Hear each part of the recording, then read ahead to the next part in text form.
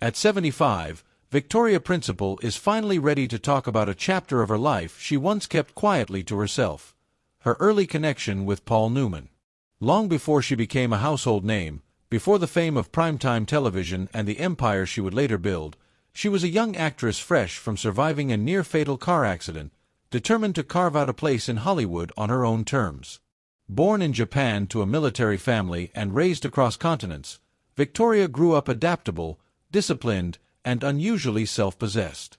That resilience carried her to New York, where she studied acting seriously and prepared for a career she refused to treat like a fantasy. Then came 1972 and her breakout role in The Life and Times of Judge Roy Bean, starring opposite Newman, a moment that would change everything. She remembers the first day on set vividly. Newman wasn't just a star, he was already a legend. Yet what struck her most wasn't his fame, it was his quiet authority and humility. He had this presence, she reflects now, but it wasn't loud. It was grounded. Acting beside him was both exhilarating and intimidating. Her performance earned a Golden Globe nomination and announced her arrival in Hollywood, but more importantly, it gave her a front-row seat to the kind of professional she wanted to become. Newman led without ego. He demanded excellence without cruelty. In an industry often fueled by insecurity, he seemed anchored by something deeper: integrity.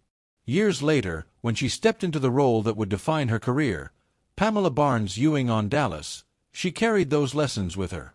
As the emotional heart of one of television's biggest phenomenons, she understood the weight of influence and responsibility. Week after week, millions watched her navigate heartbreak and hope on screen, but behind the scenes she was building something equally powerful. At the height of her fame, she pivoted boldly into entrepreneurship, launching a skincare empire that made her one of the first actresses to transform celebrity into credible business leadership. She wasn't content to simply be famous, she wanted to be formidable. Looking back now, she sees Newman's example woven quietly into that ambition. He had shown her that longevity isn't built on hype, it's built on character. His philanthropy, his discipline, his devotion to meaningful work left an imprint. Being around Paul made me want to be better, she admits. Not just as an actress, but as a human being. Their connection was never about scandal or spectacle. It was about respect, about a young woman learning, in real time, what greatness actually looks like up close. Time has softened the edges of memory, but not the gratitude. At 75, Victoria speaks not with nostalgia, but with clarity. She has lived many lives: actress, author, entrepreneur, philanthropist, and weathered love, loss, and reinvention. Yet that early chapter remains luminous. Some things are too meaningful to rush into the public, she says. Paul was one of those things. In finally sharing her reflections, she doesn't just honor a Hollywood icon.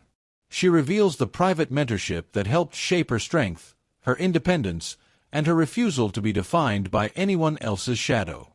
And perhaps that's the real story: not a romance, not a headline, but a quiet influence that helped turn a determined young actress into a woman who built her own legacy on her own terms.